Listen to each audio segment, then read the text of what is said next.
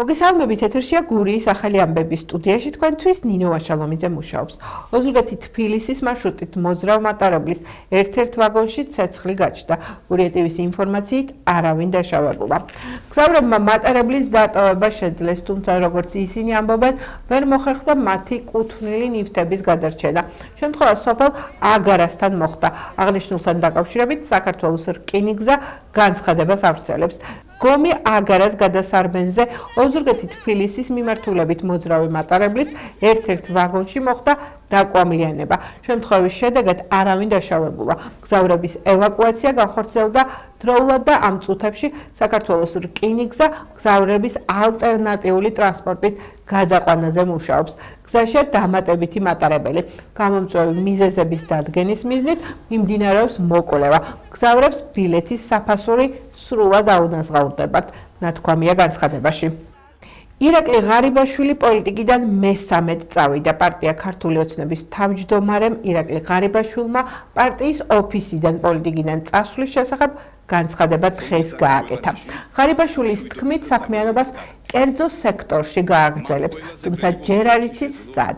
მან მადლიერება გამოხატა ქართული ოცნების დამფუძნებლის მიმართ და თქვა, რომ ბიძინა ივანიშვილი არის ქვეყანაში მშვიდობისა და თავისუფლების გარანტი.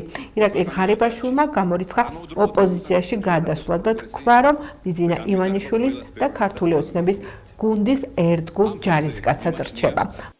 რომ ის საპატიო მისია, რომელიც მე თავის დროზე პოლიტიკაში დაბრუნებისას ჯერ თავდაცვის მინისტრად და შემდეგ უკვე მეორედ პრემიერ-მინისტრად დანიშნული და ბოლოს უკვე პარტიის თავმჯდომარედ არჩევით დამეკისრა ჩვენი პარტიის დამფუძნებლის და გუნდის მხრიდან, შეიძლება ითქვას, რომ უკვე შევასრულე.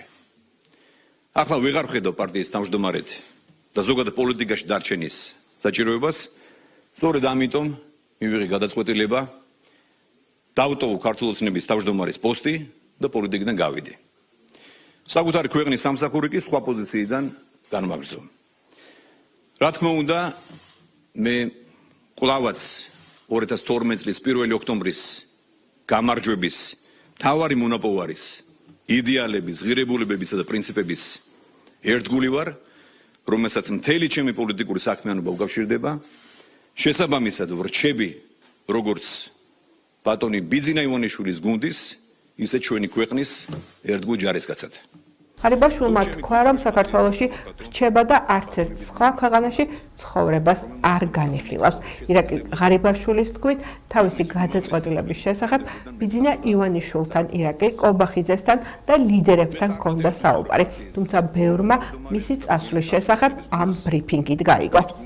26 მაისთან დაკავშირებით სალომე ზურაბიშვილის მიერ დაანონსებული ახალი გეგმა განხილვის თემაა პოლიტიკურ სპექტრში. მეხუთე პრეზიდენტი დამოუკიდებლობის დღის აღნიშვნის მოსამზადებელ სპეციალურ კომიტეტს ქმნის. სალომე ზურაბიშვილის განცხადებით, კომიტეტში საზოგადოების წარმომადგენლები გაწევრიანდებიან. 26 მაისის აღნიშვნის ადგილად მან რუსთაველის გამზირი დაასახელა და ხაზი გაუსვა, რომ ქვეყნის დამოუკიდებლობა ახლაც საფრთხეშია. ოპოზიციის ნაწილისთვის მისასალმებელია ზურაბიშვილის ინიციატივა და აცხადებს, რომ ეს დღე ეროვნული დღესასწაულია და ყველამ ერთად, ქართულ ხალხთან ერთად უნდა იზეიმოს. ნაციონალურ მოძრაობაში აცხადებენ, რომ ზურაბიშვილის მიერ დაანონსებულ ახალ ინიციატივაში მონაწილეობას ამ ეტაპზე არ გეგმავენ. ექს-პრეზიდენტის განცხადებას დესტრუქციულს უწოდებენ მართვალ გუნდში. 26 მაისი არის საქართველოს რუსეთისგან განთავისუფლების და ქართული თანამედროვე სახელმწიფოს ჩამოყალიბების დღე. ამ დღის და ამ იდეის მტერია ქართული ოცნება. ქართული ოცნება არის ძალა, რომელიც საქართველოს აბრუნებს რუსეთში და ქართული ოცნება არის ძალა, რომელსაც საქართველოს თანამედროვე სახელმწიფოებრიობა არ უნდა რომ არსებობდეს. ამიტომ ეს არის სახალხო ზეიმი და აუცილებლად უნდა აღენიშნოს ღირსეულად. ნაციონალურ მოძრაობას აქვს ჩამოყალიბებული პოზიცია, რომ რასახელიც არ უნდა შეეცვალოს სალომე ზურაბიშვილის გარშემო არსებულ რაღაც აი ამ შეკრებებს ჯერჯერობით ვერავითარ აზრს ვერ ხედავთ აქ მონაწილეობის 5 თვის განმავლობაში ჩვენ ვიყავით ამის თანამონაწილეები 26 მაისს ვიქნებით აქტიურად წარმოდგენილი რუსთაველის კამძირზე და ეს არ იქნება რაღაც მანიფესტაციური ხასიათის 26 მაისი ეს არის სახალხო ზეიმის დღე ჩვენ უნდა დავიცვათ ის თავისუფლება და დამოუკიდებლობა რაც მივიღეთ ჩვენი წინაპრების გადაგასულ პრეზიდენტს არავინ ეკითხება 26 მაისის აღნიშვნა თქვენ იცით დაგეგმილია ღონისძიებები მთელი საქართველოს მასშტაბით და რა თქმა უნდა საქართველოს ყველა მოქალაქეს ყველა მუნიციპალიტეტში ექნება საშუალება აღნიშნოს ქვეყნის თავისუფლების და დამოუკიდებლობის დღე რაც შეეხება ამის წართმევას ყველას კარგად გვახსოვს როგორც წართვის შობა და ახალი წელი თბილისელ ბავშვის ოპოზიციამ და რა მოხდა 9 აპრილს როცა ყველაფერი გააკეთეს იმისათვის რომ ადამიანებს არ ქონოდათ საშუალება 9 აპრილის გმირებისთვის პატივი მიიღოთ ამიტომ ნებისმიერი ასეთი ქმედება არის ჩვენთვის მიუღებელი ეს არის კიდევ ერთხელ დადასტურება იმისა რასაც ჩვენ ვამბობთ რომ ისინი არიან სამშობლო ადამიანები რომლებსაც არაფერი ღირებული და ძვირფასი არ არსებობს ვაგრძელებთ გამოშვებას სტუმართან ერთად დღევანდელი გადაცემის სტუმარია ოზურგეთის მუნიციპალიტეტის მერის პირველი მოადგილე გიორგი ღურჯუმელიძე. მოგესალმებით ბატონო გიორგი და მადლობას გადაგიხდით გადაცემაში მონაწილეობისთვის.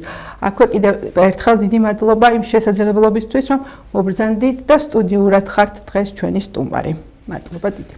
მოგესალმებით, მოგესალმებით თქვენს ტელემაყურებელს და მეც მიხარია რომ კიდევ ერთხელ შევხვდით თქვენს სტუდიაში. მადლობა.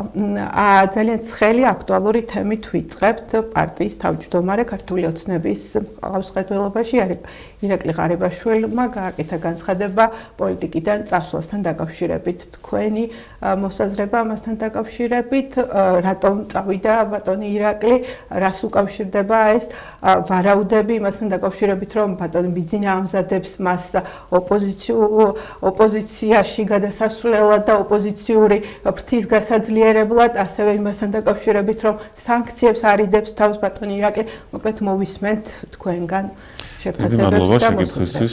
პირველ რიგში მინდა მადლობა გადაუხადო ბატონ ირაკლი ღარიბაშვილს წლების განმავლობაში გუნდის ძლიერი მხარდაჭერისთვის, გუნდის ლიდერობისთვის და მან არაერთი წელი გაატარა პრემიერ-მინისტრის პოსტზე იმუშავა და საკმაოდ ვფიქრობ, რომ საკმაოდ ნაყოფიერი და წარმატებული წლები იყო მისი პრემიერობის ამ ხნის განმავლობაში.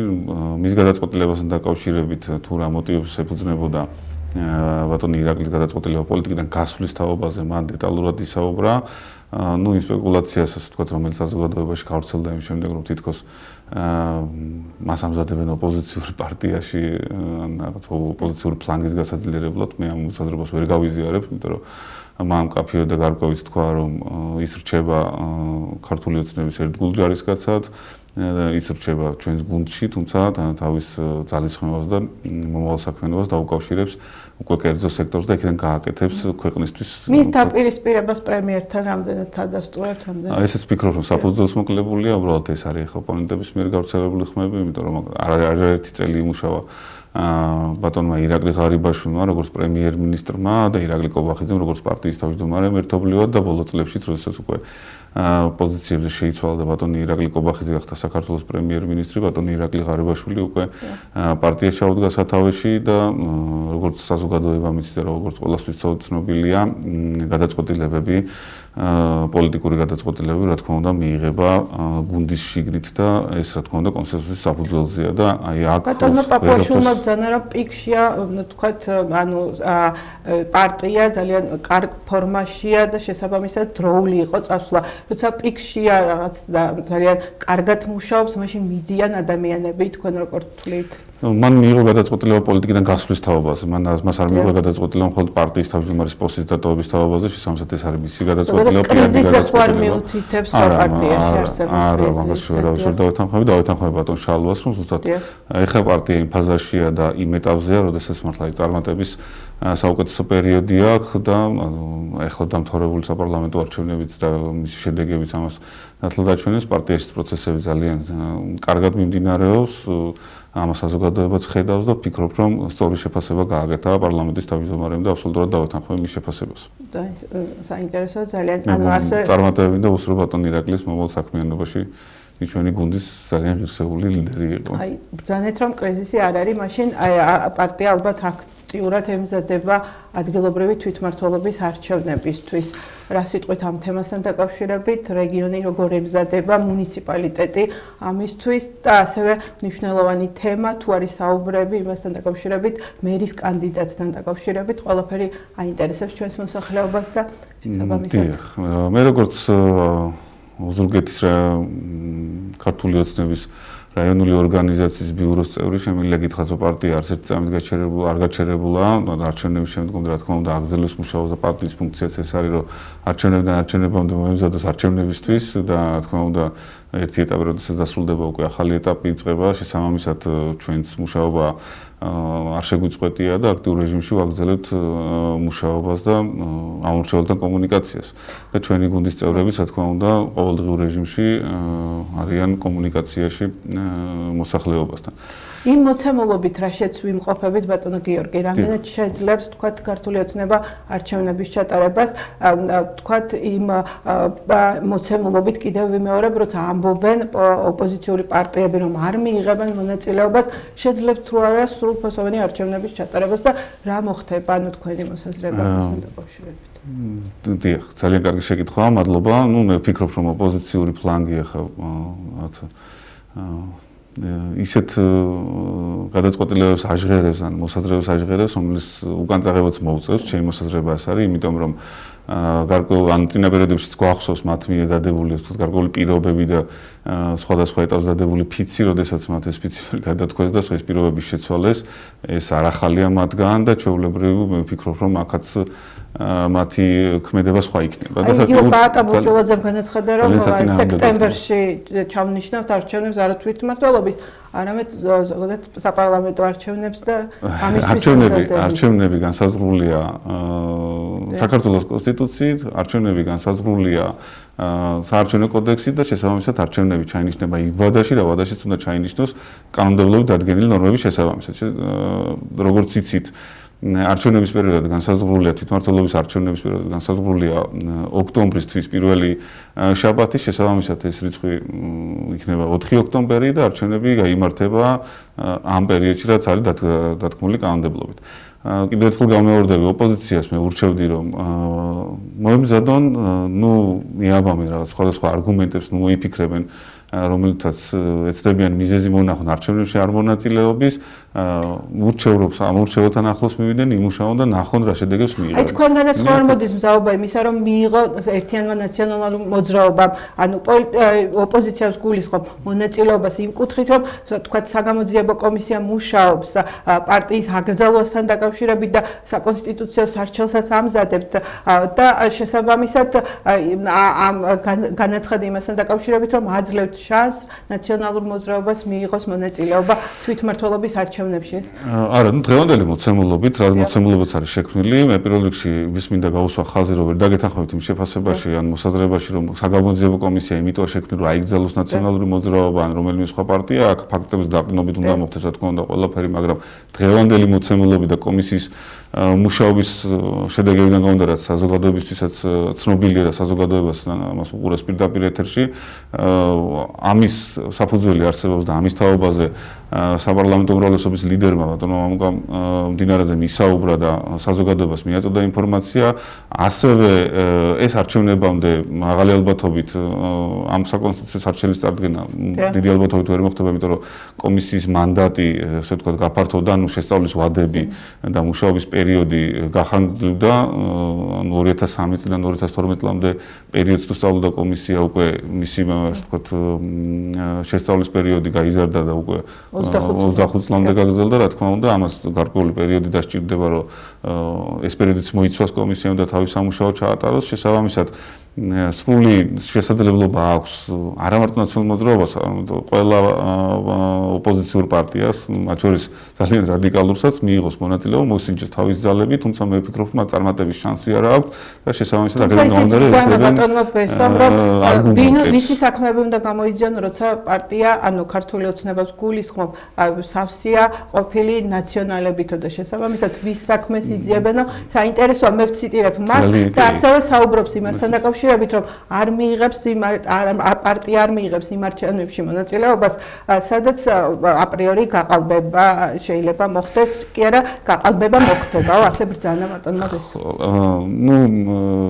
აქ რა შემიძლია თქვა, კომისია გამოიძიებს, საგამოძიებო კომისია იმუშავებს ყველა იმ საკითხზე და ყველა იმ ვითარებაზე, რომელიც მის მანდატში შედის, რასაც ვაკვირდებით ტენდენციას, თუ ვინმეს გაშავება უნდა, ასე ვთქვათ, ეგრეთ წოდებული გაშავება ნაციონალურ მოძრაობას, ყველა ცდილობენ, რომ დაარქვანოს ნაციონალური მოძრაობის წევრი, იმიტომ რომ იციან, რომ საზოგადოებასაც იგივე, ასე ვთქვათ, ნაციონალურ მოძრაობასთან დაკავშირებით რა დამოკიდებულებაც აქვს, ამის ცდილობენ გარკვეული არგების, ასე ვთქვათ, მიკროს ადამიანებისთვის და ეს ძალიან კარგად იციან, თუმცა ეს მათ კარგ მდგომარეობაზე არ მიანიშნებს, რომ თვითონაც გაცნობიერებული აქვს, რომ ნაციონალური მოძრაობა ასოცირდება ისეთ რამეებთან, რომელიც საზოგადოებისთვის მიუღებელია. და კარგია ბატონი ბესოს თუ ამას აღიარებს და თუ ამას ხაზს უსვამს. შეეხებათ არჩევნებთან დაკავშირებით შემიძლია გითხრათ ესეთი რაღაცა, რომ 2024 წლის საპარლამენტო არჩევნები და ყველა არჩევნები ბოლო 12 წელს ჩატარებული არჩევნები, ეს იქნება უკვე ალბათ რიგით მე-13-მე-14 არჩევნები ჩვენთვის შუალედური არჩევნების ჩათვლით ოზურგეთში, რომელშიც მე ვიღებ მონაწილეობას და მე მონაწილეობ პროცესში და სრული პასუხისმგებლობით შემიძლია თქვა, რომ გაყალბებაზე ზედმეტია აქ საუბარი და ამის მეთოდიც, რაც თვითონაც ძალიან კარგად უყურებენ ყველა საარჩევნო უბანზე და თავის წარმომადგენლების მეშვეობით აგვირდებიან პროცესს. დარღვევა რაც აღმოაჩინა ოპოზიციურმა პარტიამ და რაზეც საჩივარი წარადგინა CSGO-ში ეს იყო, რომ საარჩევნო უბანზე კომისიის წევრი, ასე ვთქვათ, თბილი სალამი მისცა თავის თანასწორებს. თუმცა ბატონო გიორგი. ელთოს დასკვნაში რა არის ელთოს დასკვნაში და თუ რამე მომენტია დარღვევებთან დაკავშირებით გარკვეული დარღვევები შეიძლება ახლდეს საარჩევნო პროცესს, მაგრამ ამან არსებითი გავლენა არ უნდა იქონიოს შედეგზე, რა თქმა უნდა, იმიტომ რომ პროცედურული დარღვევა, ტექნიკური დარღვევა შეიძლება არსებობდეს. ოზურგეთის მუნიციპალიტეტში მაგალითად უბნების განსხვავების შემდეგ, როდესაც მოხდა ოპტიმიზაცია საარჩევნო უბნების 62 საარჩევნო უბნის ნაცვლად ახლა ჩამოყალიბებული 45 საარჩევნო უბანი და 55 საარჩევნო უბნიდან მხოლოდ 4 საარჩევნო უბანზე ჩატარდა ტრადიციული წესით არჩევნები.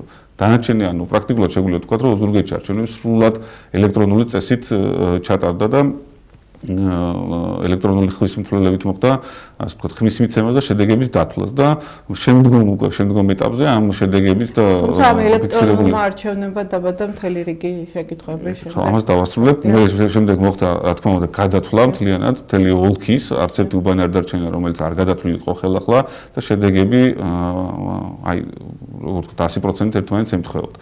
რაც შეეხება ელექტრონულ არჩევნებს, ელექტრონული მცველების შემოტანას და ელექტრონული წესით ასე ვთქვათ, ხმის დათვლას, ამას მახსოვს ოპოზიციური პარტიებიც და ჩვენი ასე ვთქვათ, უცხოელი პარტნიორებიც და მეგობრებიც აქტიურად მოგვიწოდებდნენ, რომ ამ სისტემის დანერგვაზე ფარულობის დარღვევა იგივე ბატონო გიორგი. ამაზე არაერთი სასამართლო პროცესი ჩატარდა და არაერთი გამოკვლევა იყო და არაერთი ასე ვთქვათ, ჩაღრმავება იყო ამასთან დაკავშირებით. შესაბამისად, ახაც დიდი კითხვები არაფერი არ ყოფილა, იმიტომ რომ ფარულობის დარღვევა, ეს იყო რაღაც ალბათ მე არ ვიცი, წარუმატებლობის გადაფარვის მიზეზი იყო ოპოზიციური პარტიებიდან, თუმცა აქ არავის არც ერთ ამორჩეველს, არც ერთ ადამიანს, რომელმაც მიიღო არჩევნებში მონაწილეობა, როგორც ყველამ ვიცით, ამასთან დაკავშირებით პრეტენზია არ გამოუთქვამს. შესაბამისად, ასევე იყო არაერთი ბრალდება სხვადასხვა მიმართულებით, რაზეც ჩვენმა პოლიტიკურმა გუნდმა გააკეთა მოწოდებები, რომ იქნებ ეს ადამიანები მივიდნენ პროკურატურამდე და გამოვიძიოთ ეს საკითხები, იქნებ სხვა მოქმედებდა, ვთქვათ, ან გადაცდომა იყო, ან რამე იყო, მაგრამ მსგავსი ფაქტები ჯერჯერობით არც მიმართვის ფაქტი არ არსებობს და არც შესაბამისი შეტყობინების გაკეთების ფაქტი არ არსებობს. შესაბამისად, ესეც უსაფუძვლოა, ესეც ჰაერიდან მოტანილი თემებია, რომელთაც მე კიდევ ერთხელ ვამბობ, რომ ეს რადიკალური ჯგუფები, რომლებსაც არ აქვს წარმატების შანსი, ცდილობენ გარკვეულწილად საფუძველი შეიქმნან არჩევნებში ან არ მონაწილეობის, ან მომავალი წარუმატებლობის. ახლა დაუბრუნდეთ ადგილობრივ თვითმმართველობის არჩევნებს, ანუ პარტია ემზადება ადგილზეც აქტიურად, მაშინ იქნებ კანდიდატთან დაკავშირებით, თუ არის პარტია ჩამოყალიბებული, არის საუბარი იმასთან დაკავშირებით, რომ 6 თვით ადრე გვეცოდინება კანდიდატი ვინა, მოკლედ ამასთან დაკავშირებითაც უთხრათ მაყურებელს. თუ არის მსჯელობა? მე გეტყვით ერთ მომენტს დავიწყებთ დასაწყისიდან, ანუ როგორც იცით, საარჩევნო კოდექსში განხორციელდა რიგი ცვლილებები და დღევანდელი მოცემულობით უკვე ადგილობრივ არჩევნებში ოზურგეთის მუნიციპალიტეტში ჩამოყალიბდა 31 მაჟორიტარული ოლქი, CSKM მიიღო შესაბამისი გადაწყვეტილება საოლქო საარჩევნო კომისიამ და შესაბამისად საზღვრების დადგენილია, ანუ 31 მაჟორიტარისგან იქნება შემდგარი მაჟორიტარი წევრისგან შემდგარი საკრებულო და 15 პროპორციული წესდარჩეული საკრებულოს წევრი, შესაბამისად საკმაოდ დიდი პროცესია, 31 კანდიდატი შერჩევა სათანადო კონსულტაციების ჩატარება და ამ სხვა სამუშაოს წარმართვა არის საჭირო, შესაბამისად პარტია ამისთვისაც ემზადება, რაც შეეხება კანდიდატს, მე ვფიქრობ, რომ ოზურგეთს გავს დღეს ძალიან ღირსეული მერი, კანდიდატთან დაკავშირებით პოლიტიკური გუნდი მიიღებს გადაწყვეტილებას და ამასთან დაკავშირებით საზოგადოებას საქმეა. ბატონი ავთანდილი კეითს იქნება თქვენი კანდიდატურა წარდგენილი თუ რა? ნახეთ, ამაზე პოლიტიკური გუნდი მიიღებს გადაწყვეტილებას და შესაბამისად საზოგადოებას როგორც წესი, ჩვენი პოლიტიკური გუნდი პოლიტიკური საბჭოს გადაწყვეტილებას უკვე აწვდის საზოგადოებას. რაც შეეხება 6 თვით კანდიდატის წარდგენას, საკანონმდებლო ვადების მიხედვით უკვე 5 თვია კანდიდატის წარდგენამდე დარჩენილი და ნახოთ არ დააგვიანდება საუბრობთ დიდი დრო და საზოგადოებისთვის იქნება ცნობილი. თუმცა დარწმუნებული ვარ, რომ ჩვენს პარტიას როგორც ყოველთვის ეყოლება ღირსეული კანდიდატი. და ასევე ძალიან მნიშვნელოვანი თემა სტიქია, რომელიც თებერვალში თოვლის სახით დაატყდა ჩვენს მხარეს და კონკრეტულად ჩვენს მუნიციპალიტეტს. ანუ სალიკვიდაციო სამუშაოები რა ფაზაშია, რა მდგომარეობაშია, რა ზარალი მიედგა ადამიანებს, რა ტიპის დახმარებები იცემა, რამდენი ადამიანია დაზარალებული ამასთან დაკავშირებით მიცეთ ინფორმაცია. მადლობა ამ შესაძლებლობის საზოგადოებას შეგვიძლია ამის თავაზეც მივაწოდოთ ინფორმაცია. საკმაოდ მასშტაბური სტიქია იყო და მე თქვენი ეთერითაც მინდა ვისარგებლო და მადლობა გადავუხადო ყველა იმ სახელმწიფო სტრუქტურას, თუ კერძო ორგანიზაციას, თუ ფიზიკურ პირებს, რომლებიც მაქსიმალურად ჩართულები იყვნენ ამ პროცესის მართვაში და ადამიანების დახმარების საკითხში, საკმაოდ დიდი ძალისხმევა დასჭირდა ამ სტიქიის, ვთქვათ, სტიქიასთან გამკლავებას, დიდი ძალისხმევა დაიხარჯა და საკმაოდ დიდი მხარდაჭერა ჰქონდა ჩვენ საქართველოს მთავრობისგან, იცით რომ პრემიერ-მინისტრი პირადად იყო ბატონი ირაკლი კობახიძე საგანგებო შტაბის მუშაობაში ჩართული და ხელმძღვანელობდა საგანგებო შტაბს, ადგილზე იმყოფებოდა საქართველოს პრეზიდენტი, საგანგებო სიტუაციების მარცხნივ და სწრაფო სამედიცინო დახმარების ბრიგადები, ენერგოპრო ჯორჯიას თანამშრომლები არ მინდა გამოუჩეს, იმიტომ რომ ძალიან ბევრი შრომის ამ ადამიანებმა ასევე ოფროუდის ფედერაცია, რომელიც აქტიურად იყო ჩართული ამ საკითხში და ყველა ის ადამიანი, ვინც საჯარო მოხელეები განსაკუთრებით მინდა მათს მადლობა გადავუხადო, იმიტომ რომ ძალიან ბევრი შრომის და ბევრი იმუშავეს იმისთვის, რომ არც ერთი ადამიანი და არც ერთი ოჯახი არ დარჩენილიყო უყურადღებოდა და მაქსიმუმს აკეთებდნენ მათ დასახმარებლად. რაც შეეხება ზარალს დღის მდგომარეობით ოზურგეთის მუნიციპალიტეტის მერიაში დაფიქსირებულია მიტოლობასთან დაკავშირებით 4750-მდე განცხადება და ეს საკმაოდ დიდი ციფრია დამერწმუნებით, აქ სხვადასხვა ტიპის შეტყობინებები რა თქმა უნდა შემოსული, მუნიციპალიტეტში შექმნილია ზარალის, თქო, შემსწავლელი სამუშაო ჯგუფები, ეს 6 ჯგუფია შექმნილი, რომელიც ყველა მის ამარხზე მიდის და ყველა განცხადებას, თქო, რეაგირებას აკეთებს, რომ ადგილზე დაათვალიერონ რა მდგომარეობა იქ ადგილზე და რა სპეციალისტების და რომელი სპეციალისტების ჩართულობაა საჭირო, ეს ასე ვთქვათ, დიდთოლებასთან დაკავშირებული ზარალი ან დადასტურდეს ან ვთქვათ, გამოირიცხოს, შესაბამისად დღის მდგომარეობით 2013 აი ყველა ზარზიან აპასუხები უკვე და მისულია თქვენი კომისია 4750-მდე განცხადება დაფიქსირებული წერილობითი მერიაში. შესაბამისად ყველა მის ამარხზე ფიზიკურად მისვლა აუცილებელი და საჭირო, რომ უფრო დეტალური ინფორმაცია მივიღოთ, რომ ზოგან არის ვითარება, სადაც სრულად განადგურებული სახლები, ზოგან არის ვითარება უკვე გავლილი, ასე ვთქვათ, ოჯახების და გავლილი განცხადების საფუძველზე შემიძლია გითხრათ, სადაც გეოლოგიების დამატებით ჩართულობაა საჭირო და შესაბამისად გეოლოგების ჯგუფებიც ჩართულები არიან ამ პროცესში და ასე ვთქვათ, ახდენენ ადგილზე შემოწმება სახლების და სათანადო რეკომენდაციების მიცემას თუ რა გადაწყვეტილების მიღების პროცესში რა უნდა იქნეს გათვალისწინებული, დღის მდგომარეობით 2000-მდე განცხადებაზე უკვე არის რეაგირება მოხდენილი და ადგილზე ფიზიკური მისვლა ხდება, შესაბამისად ამას გარკვეული დრო სჭირდება და მიმდინარეობს უკვე ზარალის დეტალური დათვლა. რა მასშტაბზე გავდივართ?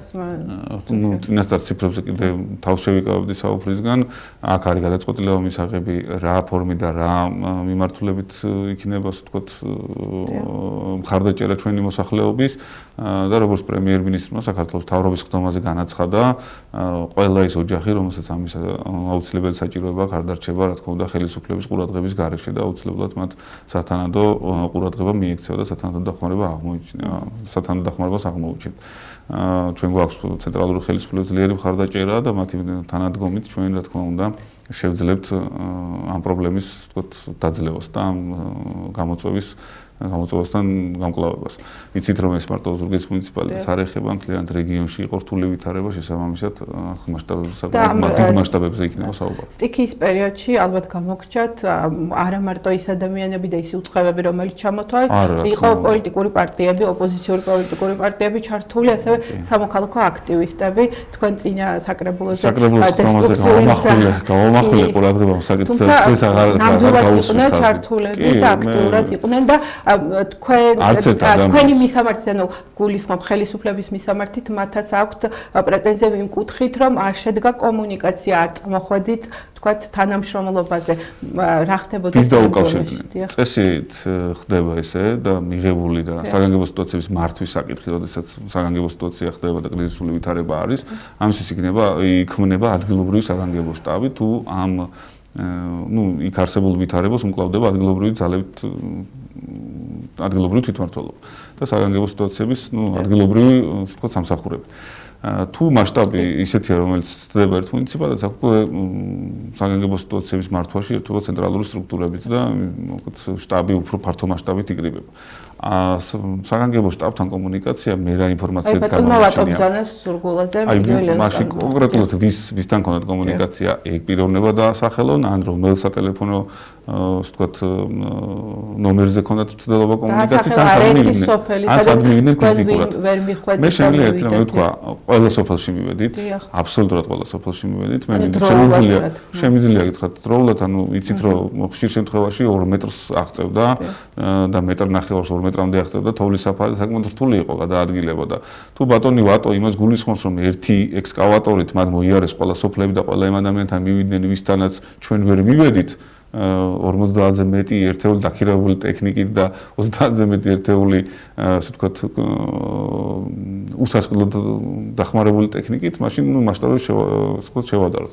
არ არსებობს ტექნიკის ნაირსახეობა პრაქტიკულად, რომელიც ზურგეთში და არ იყო მობილიზებული და გურიაში არ იყო მობილიზებული. მაქსიმალურად მოკლე დროში, რაც შესაძლებელი იყო, გაკეთებული იყო ჩვენ გავაკეთეთ ტექნიკის მობილიზება და ყველა იმ ადამიანთან ჰქონდა კომუნიკაცია, ვისაც რაიმე ტიპის გაჭირვება ჰქონდა ან რაიმე ტიპის დახმარება სჭირდებოდა. იცით რომ ასევე ჩამოსულები იყვნენ მოხალისეები, ოფროუდის ფედერაცია ვახსენე და ეს ადამიანებიც უსასყიდლოდ სრულად უანგაროდ იყვნენ ჩართულები ამ პროცესში, მაგრამ სრულ კოორდინაციაში იყვნენ საგანგებო შტაბთან, სრულ კოორდინაციაში იყვნენ მაგალითად სამთო მაშველები ჩამოსულები, რომლებიც ბურანით გადაადგილდებოდნენ და იქ სადაც ფეხით მისვლაც კი შეუძლებელი იყო, ეს ადამიანები დადიოდნენ, გამოყავდათ თუ ამის საჭიროება ადამიანები ან აწვდიდნენ შტაბის მიერ მობილიზებულ საკვე პროდუქტებს ან მედიკამენტებს და პირველად საჭიროების ნივთებს.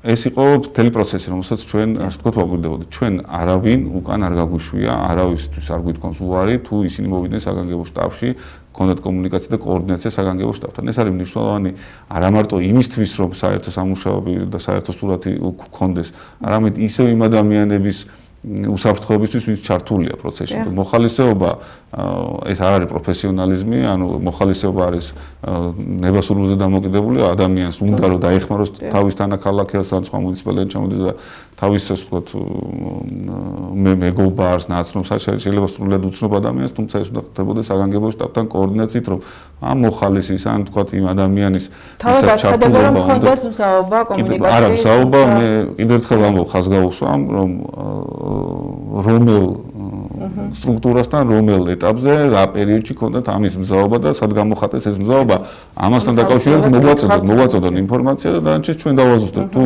რაღაცა კომუნიკაციის შეფერხება იყო, თუმცა 24 საათიან რეჟიმში მუშაობდა საგანგებო შტაბი, პირადად მეც ჩართული ვიყავი საგანგებო შტაბის მუშაობაში და 24 საათიან რეჟიმში ჩვენ ვიყოფებოდით ასე ვთქვათ საგანგებო შტაბთან ერთად ადმინისტრაციულ შენობაში ან გასული ვიყავით, ასე ვთქვათ, ადმინისტრაციულ ერთეულებში და ტექნიკის მუშაობას ვაკვირდებით. 24 საათიან რეჟიმში სრული პასუხისმგებლობით შემიძლია გითხრათ და არც ერთ ამ ეტაპზე არსაიდან ინფორმაცია არ შემოსულა, რომ მათ უნდათ საგანგებო შტაბთან კოორდინაცია. შესაბამისად, ეს არის, ასე ვთქვათ, მე არ მინდა სტიქიასთან დაკავშირებით რამე განსაკუთრებულად ან საყვედურებით ასე ვთქვათ, უკმაყოფილება გამოვხატო, მაგრამ რასაც ვამბობ, ესეც შეგიძლიათ მე მოსახლეობასაც გამოკითხოს და მოსახლეობას დაადასტურებს, რომ არ იყო იქ ისეთი ეფექტიანი მუშაობა, როგორც უნდა ყოფილიყო. შესაბამისად, თუ მათ შტაბთან ექნებოდათ კოორდინაცია, ჩვენ კონკრეტული დავალება შეგვეძლო მიგვეცა მათთვის, რომ ის კონკრეტული საქმე შეესრულებინათ და რეალობა იყო ის, რომ ჩვენთან შემოდიოდა ზარები, შემოდიოდა შეტყობინებები, რომ თურმე ტექნიკა გაჩერებული იყო ქალაქის ცენტრში, რომელსაც არ იყენებდა მუნიციპალიტეტი და იქ რაღაც დახმარება სჭირდებოდათ, ან თქვათ მივიდა რომელიმე ლოკაციაზე და იქ სამუშაოების ჩატარების პროცესში ისეთ სირთულეები შექმნა, რომ დამატებით ძალების მიყვანა დარჩა საჭირო და ისევ მუნიციპალიტეტის ჩართულობა ხდა საჭირო, ეს პრობლემები იყო. კიდევ ერთხელ ვამბობ, მცდელობა კარგია, სურვილი რა თქმა უნდა კარგია, მაგრამ ეს აუცილებელია მოხდეს საგანგებო შტაბთან კოორდინაციით. საგანგებო შტაბი არის სტიქიის სალიკვიდაციო ღონისძიებების და სტიქიასთან ბრძოლის ღონისძიებების პასუხისმგებელი. შესაბამისად, ჩვენთვის ყველა ადამიანის ჯანმრთელობა და უსაფრთხოება ძალიან მნიშვნელოვანია. ამიტომ თუმცა ბატონო განაცხადა, რომ პოპულისტური ნაბიჯები არ გადაგვიდგამ, ჩვენი ტექნიკა დადიოდა სოფლებში, წმენდა და მე ციტირებ მას და კი, მესმის, რა თქმა უნდა, მე თქვენს პოზიციათ ამას, რა თქმა უნდა, არ აღუქონდა მესმის, რომ ბატონო ვატოს აქვს სურვილი, რომ ესე გააშუქოს და ესე გაახმოვანოს, თუმცა ადამიანებს სოციალურ ქსელსაც უყურებდნენ, მე უფრო სტიქიის დასრულების შემდეგ გადავავლე ეს თვალე სოციალურ ქსელს და ძალიან კარგად ჩანდა, ვინ იყო პოპულიზმით დაკავებული და ვინ იყო საქმით დაკავებული და აი ეგ პოპულიზმი ზუსტად არ გამოადგებათ ადგილობრივ არჩევნებში. უფრო სხვა სტრატეგია შეცვალონ და უფრო სხვა ნერვები. ფორმატი არ ითვალისწინებს ფართო მასშტაბიან საუბარს ჩვენსაც და ამიტომ დამაიმედებელი ინფორმაცია რა შეგვიძლია მივაწოდოთ ადამიანებს, რომლებიც დაზარალდნენ სტიქიით და ყველა ზარი და ყველა შეტყობინება, ყველა განცხადება არ დარჩება რეაგირების გარეშე. რა თქმა უნდა, აუცილებლად ადგილობრივი თვითმმართველობის წარმომადგენლები, შექმნილი სამუშაო ჯგუფები ყველა განცხადებაზე, ყველა მისამართზე მივლენ, რაც არის დარჩენილი და აუცილებლად მოხდება ადგილზე კომუნიკაცია. შესაბამისად, როგორც გასულ პერიოდში არავინ არ დაგვიტოვებია, უყურადღებო და მაქსიმალურად ვცდილობთ, რომ მათთან კომუნიკაციაში ვიყოთ და ინფორმაციაც მივაწოდოთ, ამ ეტაპზეც ესე იქნება. მადლობა დიდი, მადლობა ბატონო გიორგი სტუმრობისთვის, საუბრისთვის. მაყურებელს კი შევახსენებ, რომ დღეს ჩვენი გადაცემის სტუმარი იყო ოზურგეთის მუნიციპალიტეტის მერის პირველი მოადგილე გიორგი ხურჯუმალიძე. მადლობა კიდევ ერთხელ. მადლობა.